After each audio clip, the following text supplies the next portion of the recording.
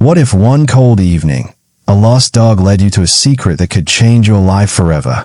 When Daniel Harris stumbled across a desperate German Shepherd on a deserted road, he had no idea his lonely path would lead to an abandoned house and a rescue that would rewrite more than one destiny. In the ruins of the past, Daniel discovered not just a forgotten man clinging to life, but a powerful reminder that healing sometimes comes from the most unexpected places. This isn't just a story about a dog. It's about second chances, friendship, and the hidden miracles waiting in the shadows. They say life can change in a heartbeat, often when you least expect it. For Daniel Harris, a simple evening walk turned into a profound journey of courage, rescue, and unexpected friendship. When a terrified, mud-caked German Shepherd crossed his path one misty night in the small town of Ashton Creek, Daniel couldn't ignore the silent plea in the animal's eyes. Following the desperate dog through overgrown trails and eerie silence, Daniel arrived at a forgotten, crumbling house, where a shocking discovery awaited him. Inside, trapped and clinging to life, was Toby Clark, a man lost not only to the world but to his own painful history. What began as an act of compassion unfolded into a powerful story of survival, redemption, and healing. As Daniel fought to save Toby, and opened his heart to the loyal dog he would later name Kai, something within him healed too. Together, they found new purpose, forging bonds that would last a lifetime. In this heart-stirring tale of second chances, shattered paths are rebuilt, abandoned places bloom again with life, and even the darkest nights can lead to extraordinary new beginnings. It's a reminder that sometimes, when you step off the familiar path, you find the people and animals you were always meant to meet. Ready to discover the incredible journey that started with a lost dog and ended with saving a life? Lost German Shepherd leads man to an abandoned house. What he found inside shocked him. They say you never know where a stray path can lead you. Sometimes it's to unexpected friendships. Sometimes it's to life-altering discoveries. On a cold, misty evening, Daniel Harris found himself face to face with a desperate, mud-splattered German Shepherd, clearly lost and terrified. Little did he know, that single chance encounter would guide him to a mysterious abandoned house, hidden by overgrown weeds and shadows. In those silent halls, he discovered a secret that would shake his understanding of love and redemption to its core. This is a story of courage and connection, where a wandering dog became the key to a stunning revelation. The wind moaned through the towering oaks and maples lining the back roads of Ashton Creek, an unassuming town with just over 5,000 residents. Dusk had settled, streaking the sky with threads of pale orange and deep purple, and a chill nipped at the air. The asphalt shimmered faintly, still retaining the memory of the day's warmth. Daniel Harris walked steadily along the deserted road, the rhythmic crunch of gravel beneath his boots blending with his own wandering thoughts. Daniel had no particular destination that evening. He'd taken to these twilight walks ever since his world had upended a year ago. Each step felt like an attempt to escape the swirl of memories that threatened to follow him everywhere he went. But more than that, walking helped him wrestle with the relentless ache in his chest. His life had fractured the day he'd lost his father, who was not just his confidant, but his one true anchor. The loneliness had settled like a slow, creeping fog, and nights like these were his only reprieve, a silent, introspective march into darkness, chasing fragments of hope in the night sky. The dog sipped from his water bottle. The German Shepherd lapped it up desperately, then lifted his massive head and fixed Daniel with intense, sorrowful eyes. Something inside Daniel twisted. Dogs, he'd always believed, were glimpses of pure devotion. To see one in distress pulled at every last string of empathy he possessed. A soft rustle in the nearby thickets made the dog's ears perk. The German Shepherd lifted his muzzle and let out a single bark, almost scolding or warning Daniel. Then, as though an invisible leash tugged at his neck, he stepped back, barked again, and looked over his shoulder, pointing his nose down a narrow trail half consumed by tall grass and vines. "What is it?" Daniel asked, standing slowly, his gaze following the direction the dog seemed to insist upon. The dog barked a third time, a brief note of urgency. He took a step forward. The shepherd wagged his tail, but it was an anxious wag, as though to say, "Come on, quickly, something's wrong." Daniel hesitated. Logic told him to be cautious. For all he knew, The dog might be leading him into a random patch of overgrowth. But something in him refused to ignore the dog's plea. An odd prickle of fate urged him forward. He gave a faint nod and followed. The dog bounded a few paces down the trail, looking back every so often to ensure Daniel was still coming. The narrow path was strewn with dead leaves and tall grass that tangled around Daniel's ankles. Thorny bushes snagged at the fabric of his jeans, and overhead, the wind hissed through the branches. Darkness had settled fully now, and he used the flashlight on his phone to light the way. The beam caught glimpses of battered fence posts, jagged rocks, and an occasional broken piece of furniture rotting away in the undergrowth. It was as though this path had been abandoned for years. Despite the eerie quiet, Daniel felt compelled to continue. The dog's behavior spoke volumes. There was a sense of urgency, a strange desperation that told him something awaited them at the trail's end. As he walked, small clouds of breath formed before his mouth. The temperature was dropping, and the night's hush pressed in around him. And then, through the twisted brambles, he saw it. A sagging two-story structure, gloom pressing in around its sloping roof and shattered windows. The old house seemed swallowed by the wilderness. Rusted chains hung from the collapsed porch swing, creaking as the wind teased them. The entire building looked as though it might crumble if one breathed too hard. The German shepherd halted at the overgrown front yard, letting out a low, mournful whine. Daniel's heart thumped a little harder. Despite every logical bone in his body urging him to turn back, something deeper, an inexplicable need to help, pushed him toward the front steps. He carefully ascended the porch. The boards groaned ominously under his weight. As he crossed the threshold, Daniel realized how silent it was inside. The dog trotted around him, occasionally sniffing the floor or arching his ears. The only sound was the faint drip of water somewhere deep within the house, possibly from a leaky pipe. Every corner was cloaked in darkness, broken only by the slender beam of Daniel's flashlight. "Hello," Daniel called, his voice swallowed by the emptiness. A part of him felt foolish for expecting an answer. But courtesy made him try. Perhaps someone was injured or in trouble. Why else would the dog lead him here with such intensity? When no response came, he ventured deeper. The interior was a haunting tableau of shattered furniture, moldy walls, and years of dust layering every surface. Torn wallpaper hung in curled strips, revealing cracked plaster. A pungent smell of decay and neglect hung in the air. He paused in a hallway lined with old picture frames, their glass either missing or spiderwebbed with cracks. He lifted his light to the nearest photograph. It showed a family, mother, father, and 2 children, smiling on the front lawn of this very house. The mother was holding a baby. The father had an arm wrapped around a young boy. Judging by their clothing, the photo was at least 2 decades old. Daniel felt an odd pang of sorrow, as if glimpsing a life forever halted in time. The dog's bark shattered the silence again. Daniel nearly dropped his phone. He followed the sound to a door at the end of the hallway. The German shepherd pawed at it, whining desperately. When Daniel tried the doorknob, it was locked. "Let me see what I can do," he muttered. He checked around for a key but found nothing. With a solid push of his shoulder, the door gave a shudder but remained firmly shut. The dog barked once more, almost commanding Daniel to hurry. Searching the wreckage around him, Daniel found a rusted crowbar near a collapsed tool rack. After a moment of prying, the door finally surrendered with a moan. A stale, suffocating odor wafted out. Daniel gagged at the smell, rut, dampness, and something else he couldn't quite place. He shone the flashlight through the gloom. The space beyond was a small room with no windows, probably once a pantry or storage. His beam landed on something crumpled in the corner. He approached slowly, each step weighted with dread.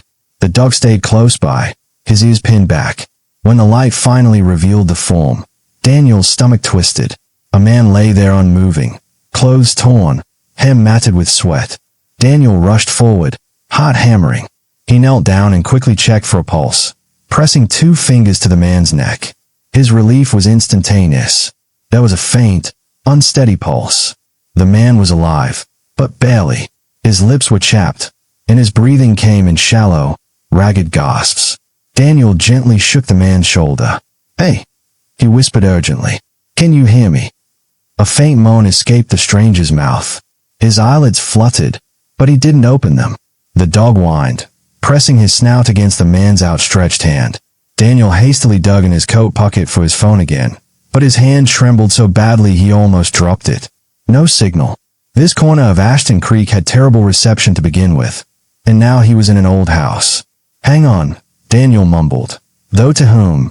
Himself or the unconscious man? He wasn't sure.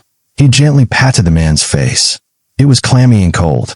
An echo of an old CPR class rang in Daniel's mind. Check the airway. Check for injuries. However, the man's breathing, though shallow, seemed unobstructed.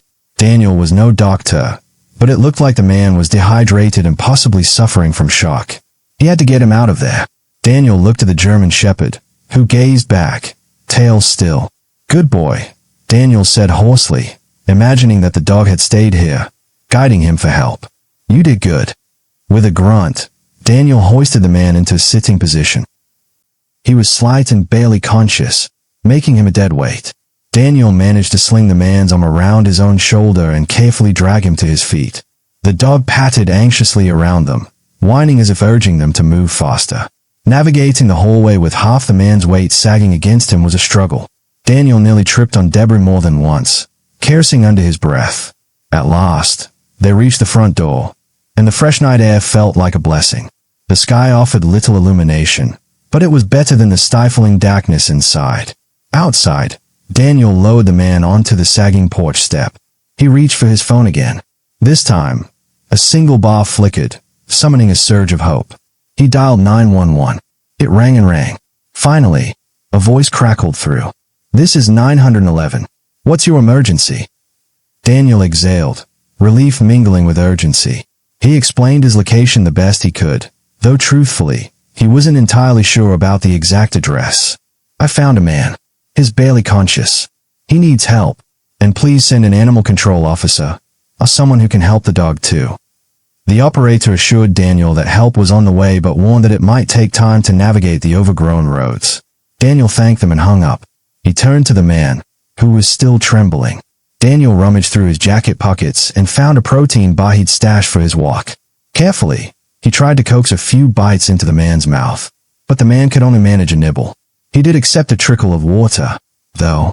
Meanwhile, the German Shepherd paced the porch, occasionally letting out short, urgent barks of the shadows, as if worried that darkness itself was an enemy. In the distance, a pair of headlights finally cut through the blackness. Within minutes, paramedics appeared, as did a deputy from the Ashton Creek Police Department. In the swirl of red and blue lights, Daniel stepped back, letting professionals lift the man onto a stretcher. A paramedic quickly examined Daniel for injuries before turning their full attention to the unconscious man. Throughout the commotion, the German Shepherd stayed near Daniel's side, eyes wide and tail tucked. Daniel reached down and stroked the dog's ears. Hey, it's okay, he whispered. The dog licked Daniel's hand and whined quietly, as though saying thank you, or asking for reassurance. A tall, kindly-faced policeman named Officer Ramirez approached. We'll need your statement. Looks like you did a good job. Might have saved a life tonight. Daniel stayed as the paramedics loaded the man into an ambulance. I just found the dog. He led me here. I can't take the credit. Officer Ramirez offered a tired smile. Well, the paramedics say the man likely would have died of exposure soon. So you, and this dog, did more than you know. Daniel nodded mutely, heart pounding, adrenaline still surging. As the ambulance pulled away, the German Shepherd leapt off the porch to chase after it, but Daniel caught him by the scruff and held him. Hey, easy boy. One of the paramedics called out the name of the hospital, St. Mary's Regional, before the ambulance sped off. Daniel noticed the dog's body relax, as if he understood the man was finally in safe hands. In the bustle of questions, paperwork, and flashing lights, Daniel realized that the dog had no clear owner on sight. He explained to Officer Ramirez how he'd found the dog on the road, how the dog had guided him here. The officer scratched his chin. Animal control's on the way. If you can't keep the dog, they'll take him. Daniel looked down at the German Shepherd. His muddy fur, those soulful, grateful eyes. Could Daniel keep him?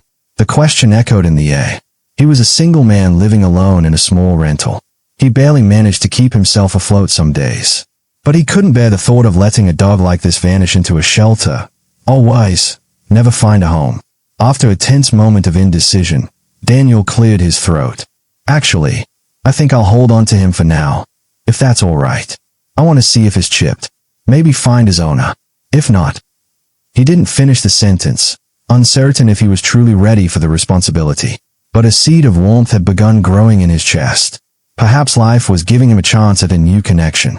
Officer Ramirez nodded. "All right. If the dog has an owner who comes looking, we'll let you know. But for tonight, maybe you save each other, in a sense." Daniel managed a small, grateful smile. He watched the dog sniff the ground, clearly unsettled by all the commotion.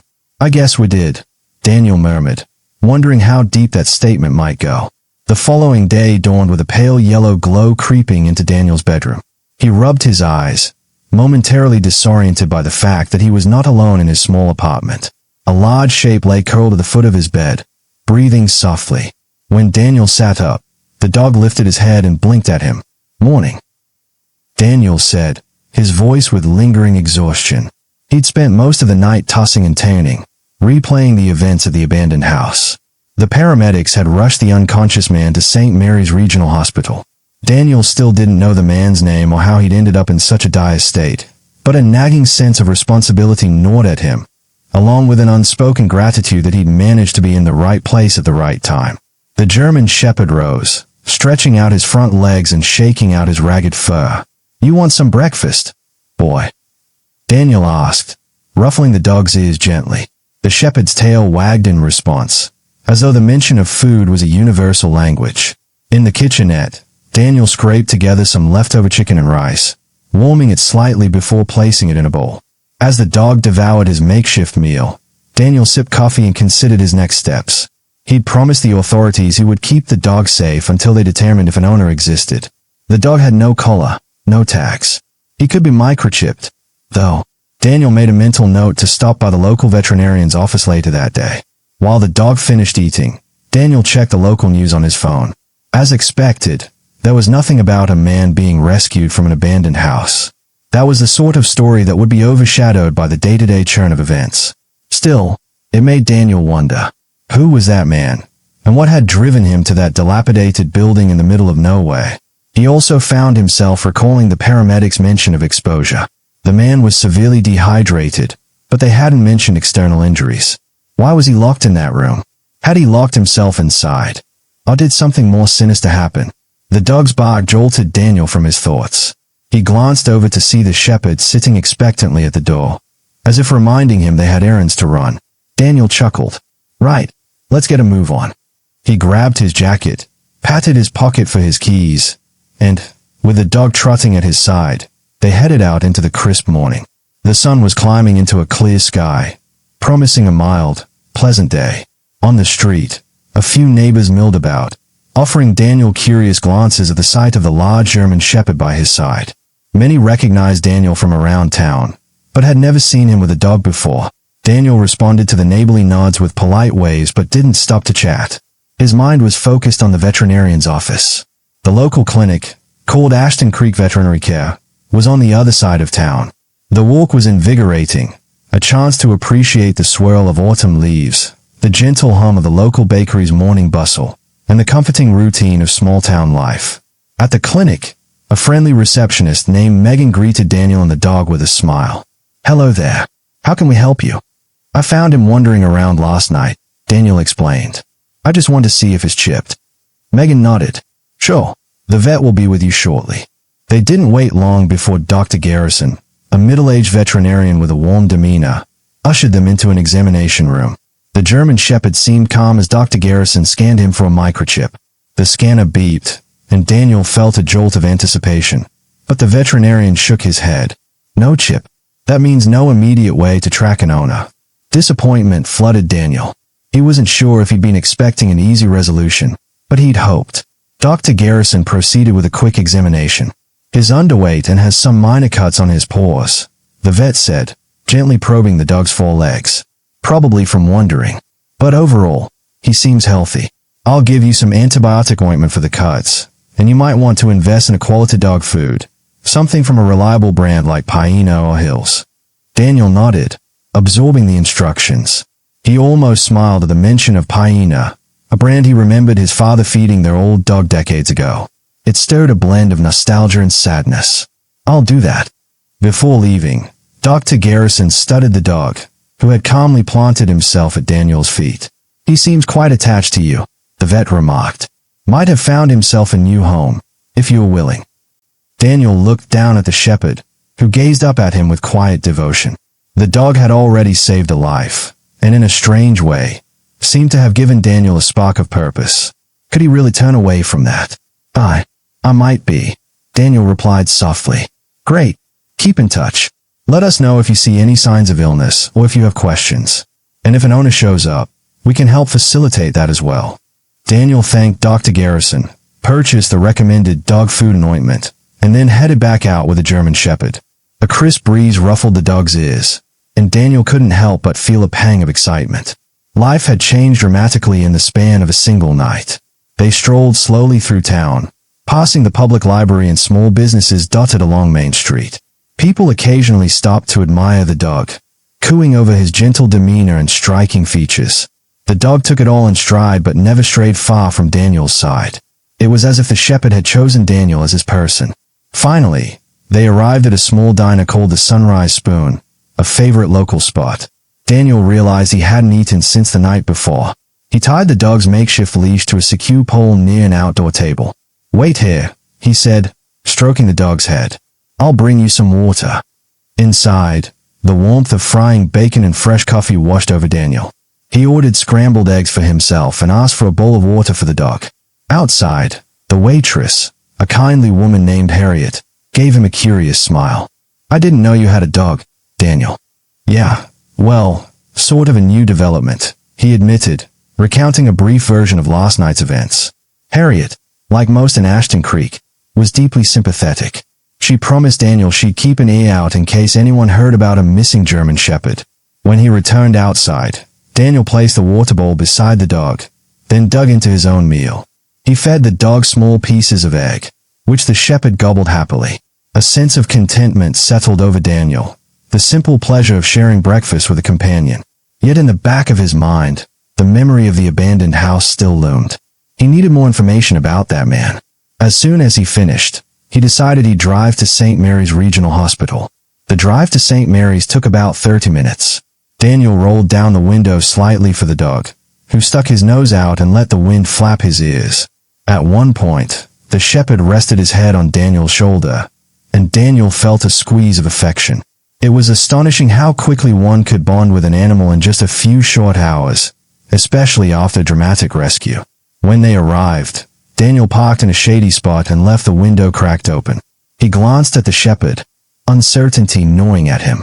Should he bring the dog inside? Hospitals typically didn't allow that, and the dog might be better off waiting calmly. "I'll be back soon, boy. Promise," Daniel said, feeling a pang of guilt even though he was only leaving the dog for a quick inquiry. In the lobby, a no-nonsense receptionist in pastel scrubs greeted him with a practiced smile. "Can I help you?" "I'm looking for information about a man who was brought in last night," Daniel said, giving a rough description. "He was found, well, in an abandoned house." Her expression turned guarded. "Are you a relative?" Daniel hesitated. "No, I found him. I'd like to know if he's okay." She clicked around on her computer.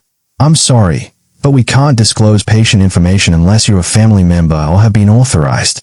Patient confidentiality." Desperation lanced through Daniel. "Is there any way I can leave my contact info in case he wakes up and wants to talk to me?" The receptionist studied him, possibly noticing his genuine concern. After a moment, she scribbled on a notepad. "Write down your name and number. I'll pass it along to his attending nurse. If he's able to receive visitors, they might call you. That's the best I can do." Daniel thanked her and left, feeling a bit deflated. The anonymity of the man loomed large. With no leads, Daniel had no choice but to wait. Outside, the German shepherd greeted him with a joyous wag. The affection lightened Daniel's disappointment, and he gave the dog a thorough pat. "Well," he murmured, "let's see what else we can do." He decided to swing by the Ashton Creek Police Department and see if Officer Ramirez, or anyone else, had updates on the investigation. The station was small, housed in a plain brick building near the center of town. Inside, the fluorescent lights buzzed softly. Daniel introduced himself to the officer at the front desk, who recognized his name from the previous night's report. "You want to talk to Ramirez?" the officer asked, flipping through a logbook. "He's in the back. Let me get him." A few minutes later, Officer Ramirez emerged from a hallway, wearing a genial but weary expression. "Daniel," he said, extending a hand. "I was hoping you'd come by. Figured you might have questions." "I do," Daniel admitted. "Have you learned anything about the man we rescued?" Ramirez sighed, resting his hands on his hips. "Not much so far. No ID on him. No wallet. The paramedic said he's still in rough shape, in and out of consciousness. He hasn't said much, and they don't even know his name yet. We're checking missing persons reports, but nothing's come up locally." Daniel absorbed the information. "What about the house? Did you find anything else inside?" "Just an old mess. Seems the property belonged to the Whitaker family decades ago. They moved away.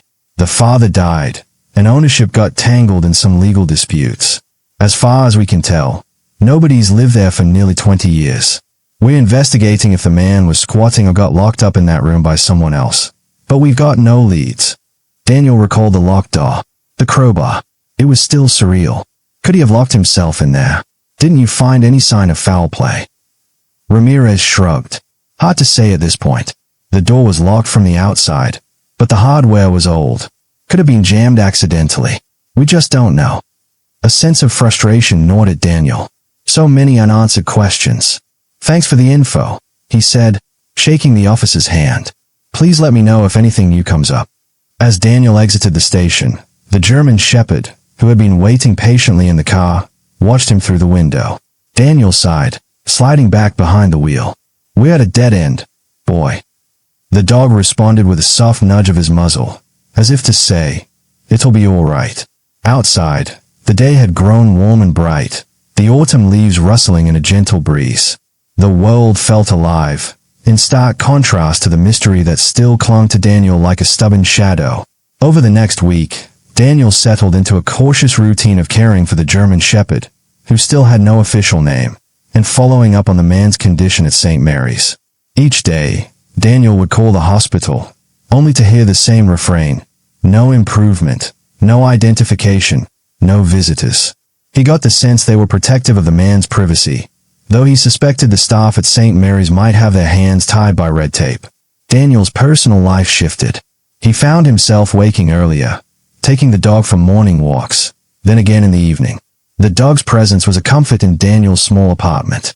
He had purchased a dog bed, but the shepherd often chose to settle by Daniel's couch, or sometimes at his feet, while he worked on his laptop at the kitchen table.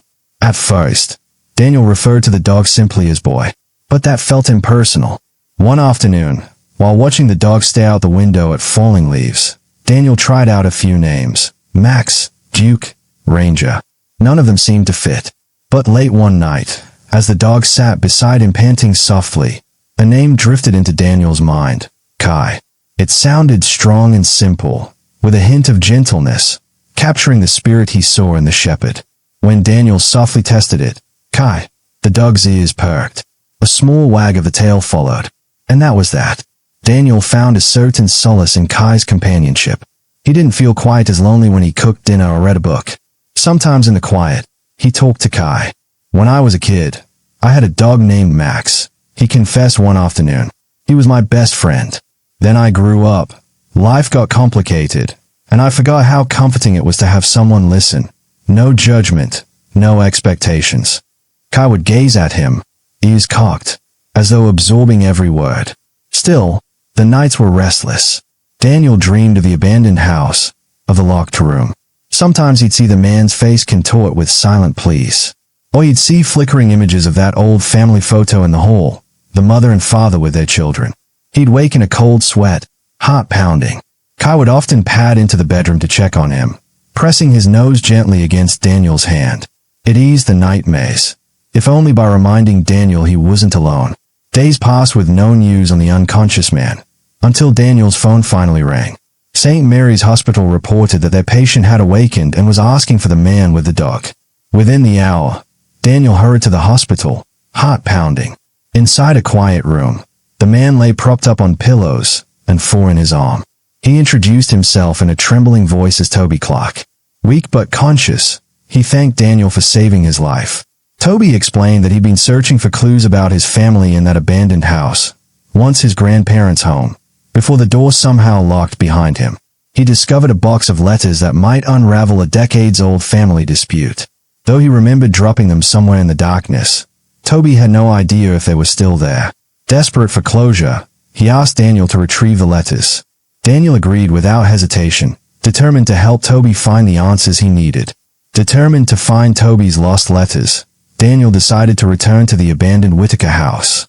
Kai trotted at his side as they navigated an overgrown trail, sunlight filtering through twisted branches. Even in daylight, the place felt eerily silent, its broken windows and sagging porch a haunting reminder of Toby's brush with death.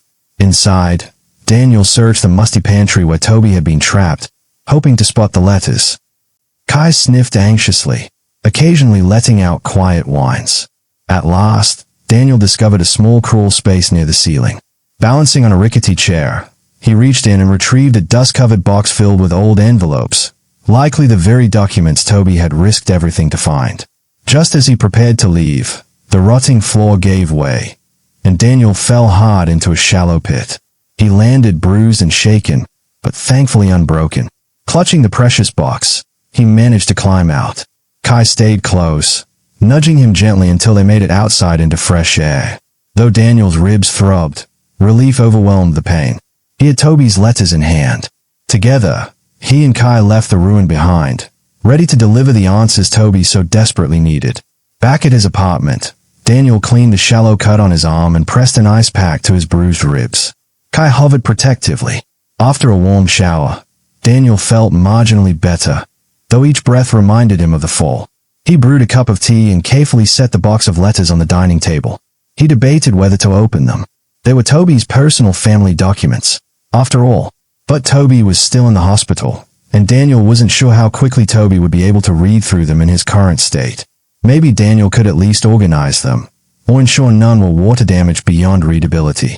With gentle hands, he lifted out the letters one by one. Some were dated as far back as the 1970s, addressed to Mr. and Mrs. Whitaker. Others were from lawyers referencing land deeds. Daniel handled them with care. He read a few lines here and there, gleaning bits of the Whitaker family saga. It appeared Toby's father had been disowned for reasons related to an inheritance dispute, possibly spurred by tragedy or betrayal. At times, the pain etched in these letters reminded Daniel of the distance he'd felt with his own relatives after his father's death. The regret, the longing, the missed connections. It struck a chord. Suddenly, his phone buzzed. Checking the screen, he saw Toby's number. They'd exchanged numbers during one of Daniel's hospital visits. Daniel. Toby's voice was soft, tinged with apprehension. Hey, Toby, how are you feeling? Better than before. The doctors say I'm making progress. A pause crackled over the line. Any news? Daniel drew in a breath. I went back to the house. I found your letters. Silence. Then a shaky exhale. You did?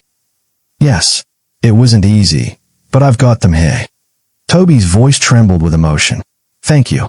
My God, Daniel. You don't know what this means. Daniel could hear Toby struggling for composure, as if overwhelmed by the final piece of a lifelong puzzle suddenly within reach. After a moment, Toby cleared his throat. Can you bring them by tomorrow? My nurse said I can have visitors again in the afternoon. Of course, Daniel agreed. I'll see you then. The next day, Daniel returned to the hospital, this time with Kai waiting in the courtyard, a special allowance granted by the staff. Toby's face lit up at the sight of the German Shepherd. After warmly greeting Kai, Toby turned his attention to the box of letters Daniel had retrieved from the abandoned house.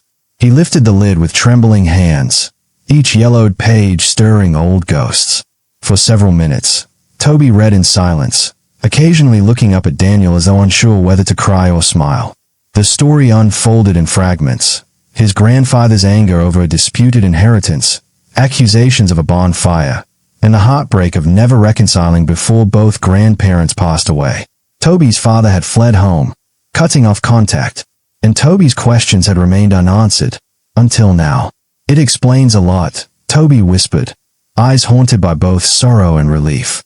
I'll never know every detail, but at least I understand more about why my father left. Daniel placed a comforting hand on his shoulder. Sometimes just knowing the truth, no matter how painful, can help us move on.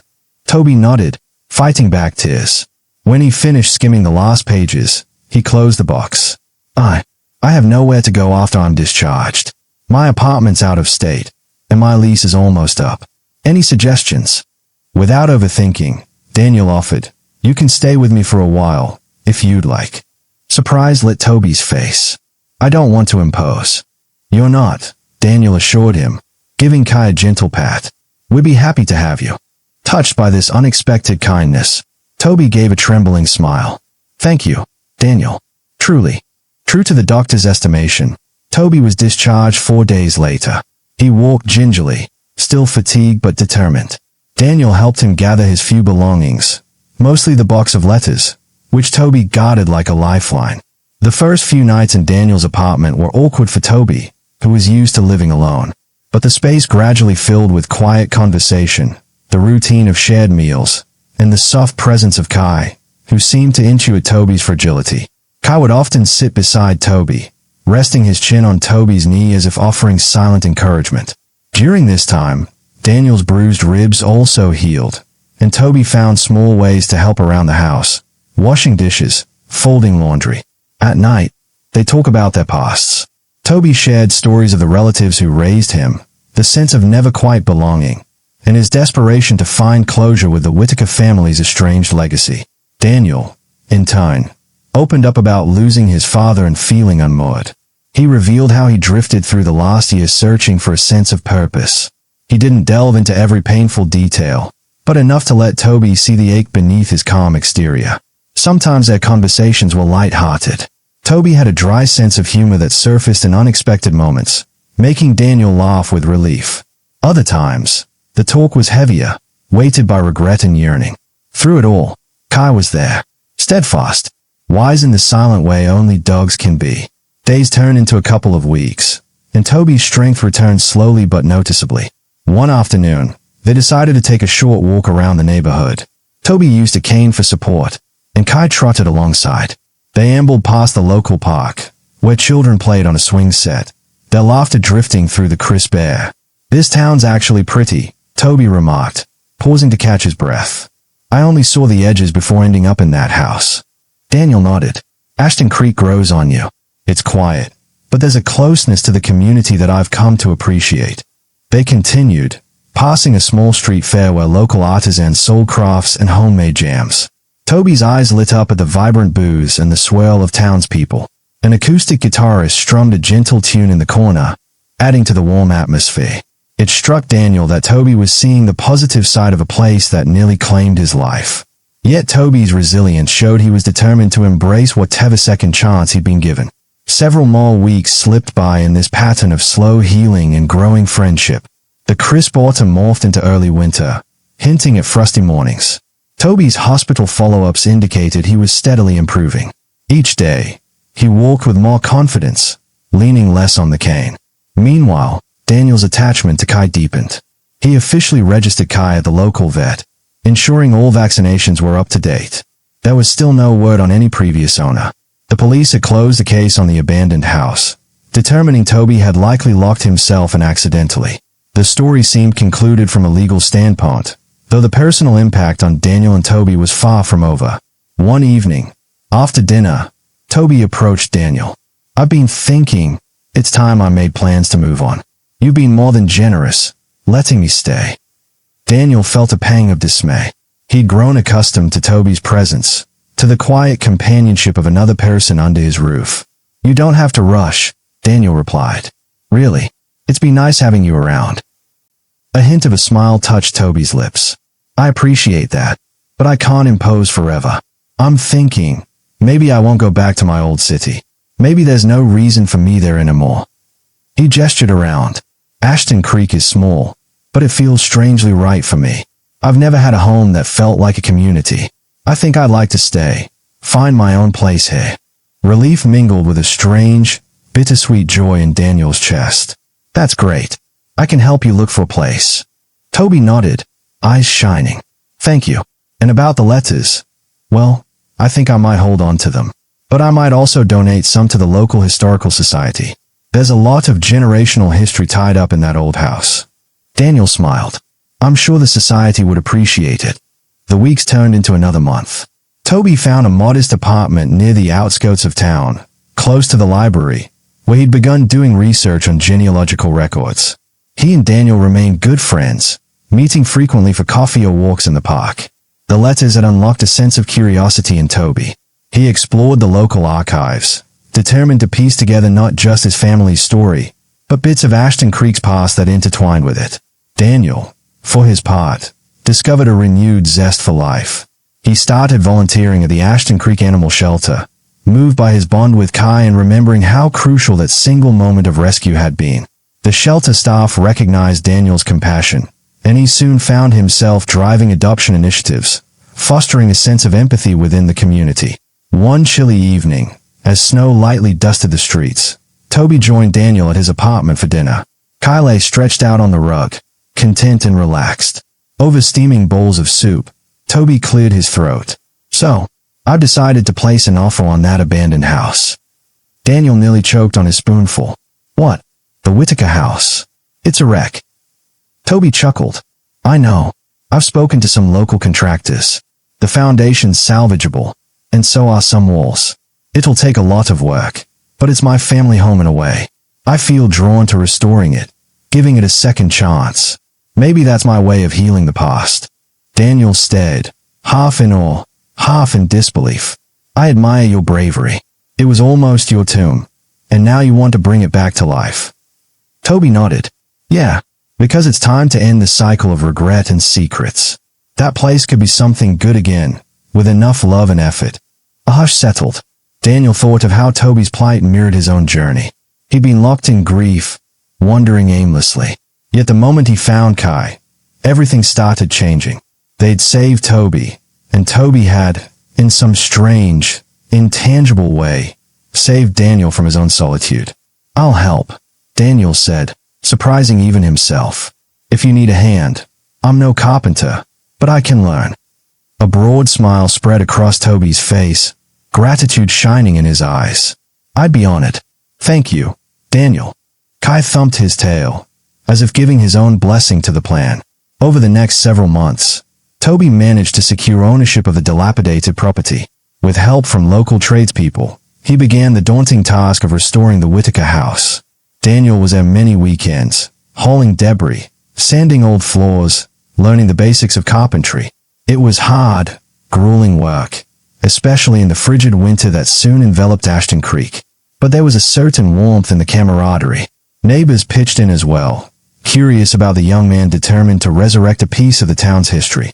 Kai wandered the site, sniffing at piles of lumber or abandoned tools, occasionally settling at Toby's feet for a rest. Children from the neighborhood, upon hearing the story, nicknamed Kai Hero Dog, a moniker Toby wholeheartedly embraced. As the house slowly transformed, Toby found letters and relics of the past tucked into odd corners. He donated many items to the local historical society, but he kept a few personal artifacts, like a monogrammed locket belonging to his grandmother. Each discovery was like a puzzle piece, forming a more complete picture of his family's story. Daniel watched Toby heal in tandem with the renovation. The lines of worry lifted from Toby's brow, replaced by hope. For Daniel, seeing the battered wall stripped and rebuilt reminded him that renewal was possible, not just in houses, but in the hearts of those who dared to do the work. As spring arrived, the days lengthened. Soft sunshine illuminated fresh coats of paint and newly installed windows. Flowers sprouted in what remained of the old garden, as if the earth itself felt the revived spirit of the property. By early summer, the house was far from a finished masterpiece, but enough progress had been made to render it livable. Toby planned a small gathering. No grand party, just a few friends and kind neighbors who had offered their support. He chose a warm Saturday afternoon, the sun shining like a blessing on the newly replaced front porch. Daniel arrived with Kai, a bottle of sparkling cider in hand. He gazed around at the house, marveling at the transformation. The sagging porch was replaced with sturdy planks. The broken windows were new, letting in beams of light that revealed freshly painted walls. Inside, Toby's renovations had balanced preserving original features, like the ornate staircase and vintage moldings, with necessary modern upgrades. Walking inside, Daniel was greeted by the faint scent of fresh paint, mingled with the sweet aroma of homemade pies. The living room, though still sparse, had a cozy warmth from a few pieces of reclaimed furniture. Toby appeared, wearing casual slacks and a broad grin. "You made it," Toby said, offering Daniel a quick, grateful hug. "Wouldn't miss it," Daniel replied, returning the smile. Kai wagged his tail, sniffing the new space. A small group of neighbors stood around, sipping cold drinks. One couple brought a pie, while another brought a potted plant as a housewarming gift. Toby introduced Daniel, telling the story of how Daniel and Kai had rescued him from this very home months ago. Laughter and mild disbelief floated through the air, as if it were impossible that Toby had been on the brink of death in this same building. Eventually, the group filtered out to the porch, enjoying the mild weather. Toby leaned against the railing, gazing at the yard where patches of grass were slowly taking root. "I can hardly believe it," he murmured, loud enough for Daniel to hear. "This place, it was a nightmare, and now it's a promise." Daniel joined him. "A promise of what?" Toby turned, his expression thoughtful. "Of second chances. Of rewriting a painful story into something new. My grandfather's anger. My father's silence. I can't change that. But I can live here in peace. Let it become a place of hope." Daniel nodded, the truth resonating within him. "It's amazing what can happen when we decide to heal instead of hide." Toby's gaze slid to Kai, who lounged contentedly at their feet, watching a butterfly dance around a patch of wildflowers. "I owe a lot of this to that dog," Toby said softly. "If Kai hadn't led you to me." Daniel reached down to scratch Kai behind the ears. "He led me. But something bigger was at work that night. I think we both found something worth saving. Maybe all three of us." In the months that followed, life settled into a peaceful rhythm for Daniel, Kai, and Toby.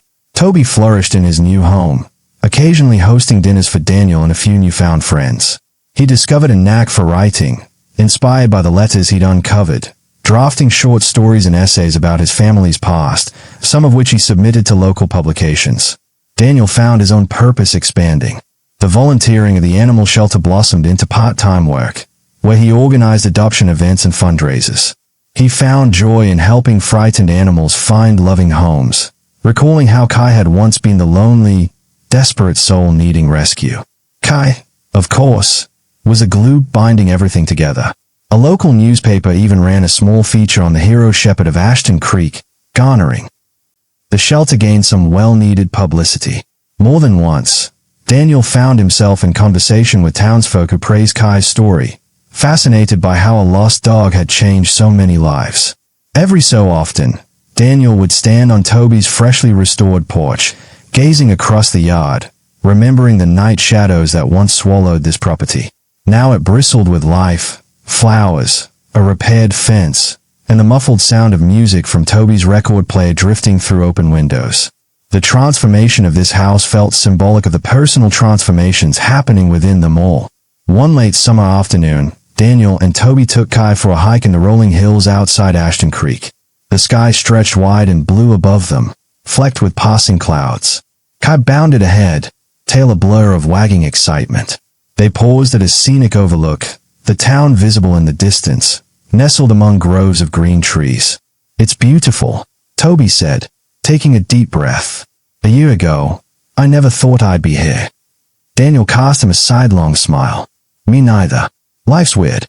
They both chuckled, the simplicity of the moment lifting their spirits. "Thank you," Toby said, his voice softer. "You welcome me into your home.